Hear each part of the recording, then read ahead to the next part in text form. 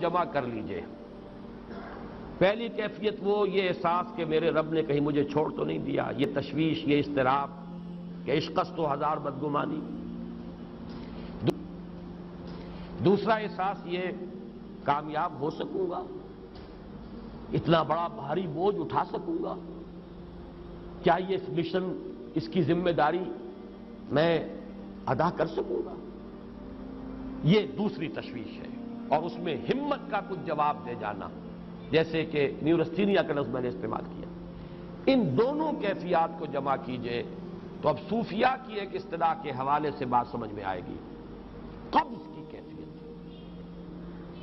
شدید قبض کی کیفیت تھی محمد الرسول اللہ صلی اللہ علیہ وسلم پر، جس میں کہ یہ سورہ مبارکہ نازل ہوئی ہے آپ کی دلجوئی اور تسلی کے لیے۔ اس کے لیے ذرا تھوڑی سی وضاحت مجھے کرنی پڑے گی۔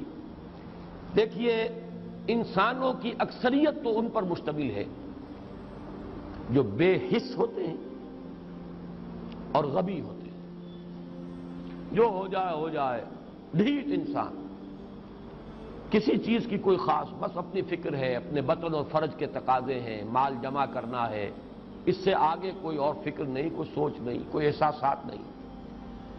کسی کے دل پر کیا بیت رہی ہے ہمیں کیا، وہ جانے۔ کوئی بھوکا ہے ہمیں کیا۔ ایک وہ کیفیت ہے کہ قافلے کو دیکھ کر آئے قبیلے کو، اور حضور صلی اللہ علیہ وسلم کی کیفیت وہ ہو گئی جس میں کہ حضرت خدیجہ رضی اللہ تعالی عنہا نے وہ قدم اٹھایا۔ ایک یہ کہ ہوا کرے، ہم کسی کے ذمہ دار تو نہیں، لا ابالی، جیسے آ چکا ہے پچھلی صورت میں، من بخل واستغنی استغنا۔ ان لوگوں کو چھوڑ دیجئے تو ایک اقلیت انسانوں کی ایسی ہوتی ہے جن کے لیے میں دو لفظ اب استعمال کر رہا ہوں، ذہین اور حساس۔ ذہین اور حساس لوگوں میں قبض اور بسط کی کیفیت، یہ مختلف سائیکلز ہیں جو آتی رہتی ہیں۔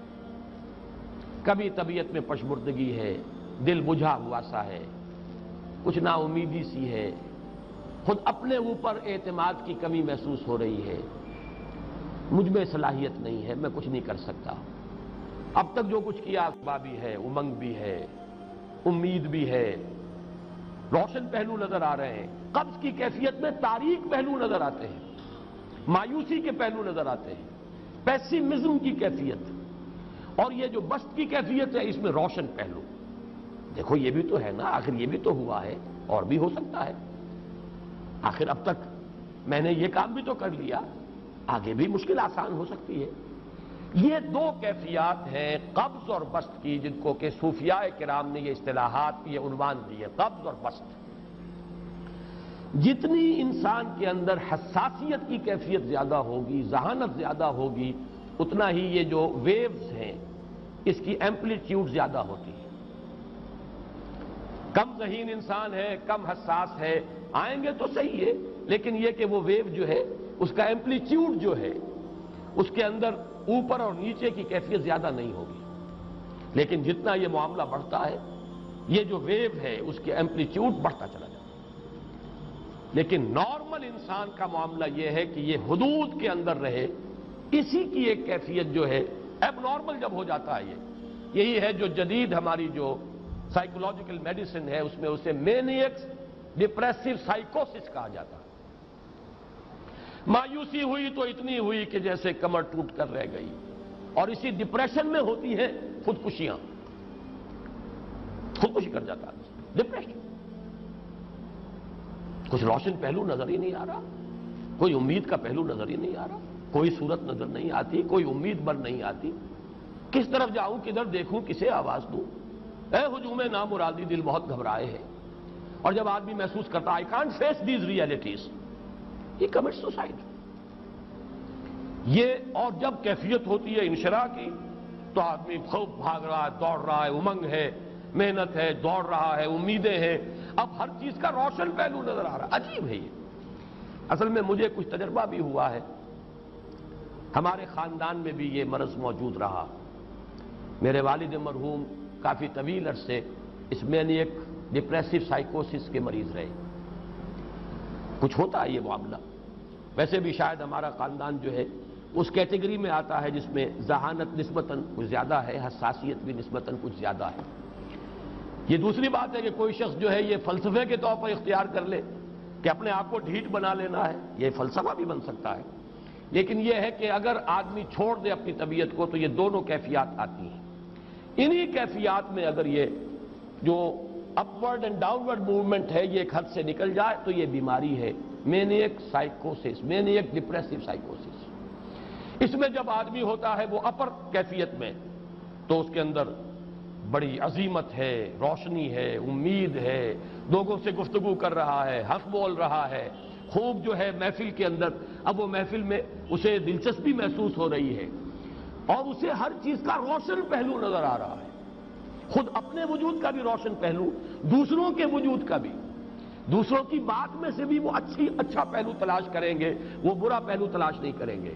جب دوسری کیفیت ہے ڈپریشن کی، ہر ایک کی بات میں کوئی برائی نظر آئے گی، کوئی اس کی نیت کا فطور ہے، کوئی فساد ہے، کوئی یہ جو ہے بدنیتی کے ساتھ یہ بات کر رہا ہے، کوئی خیر کہیں ہے ہی نہیں، برائی ہی برائی ہے، مایوسی ہی مایوسی ہے، بدلی ہی بدلی ہے۔ یہ ہے در حقیقت وہ کیفیت، اس کو غالب نے بہترین انداز میں تعبیر کیا ہے۔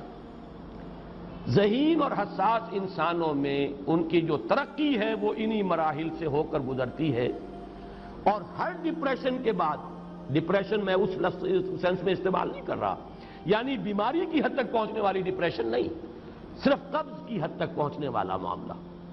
ہر قبض کے بعد جب بست آتا ہے تو آگے ترقی ہوتی ہے، جس کو آپ کہتے ہیں بائی لیپس اینڈ باؤنڈس، آدمی جو ہے چھلانگ لگاتا ہے، گویا کہ ایک درجہ جو پہلے تھا اس سے آگے درجہ انسان کا جو ہے اس سے بلند تر پوزیشن پر انسان پہنچتا ہے۔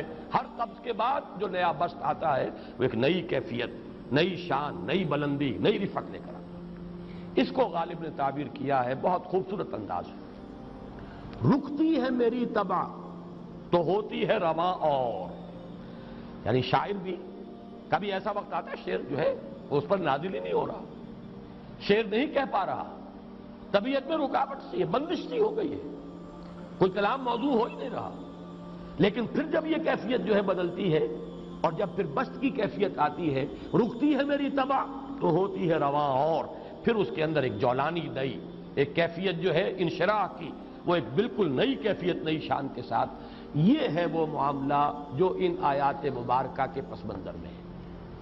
اسی لیے اب میں آپ کو اس کا حوالہ دے رہا ہوں، تفسیر مظہری میں قاضی ثناء اللہ پانی پتی رحمۃ اللہ علیہ نے بہت عمدہ بات فرمائی ہے کہ حالت قبض اگر کسی شخص پر طاری ہو تو اس حال میں اکسیر کا درجہ رکھتی ہے یہ سورہ مبارکہ، اس لیے کہ یہ نازل ہوئی ہے محمد الرسول اللہ صلی اللہ علیہ وسلم پر اسی حالت قبض میں۔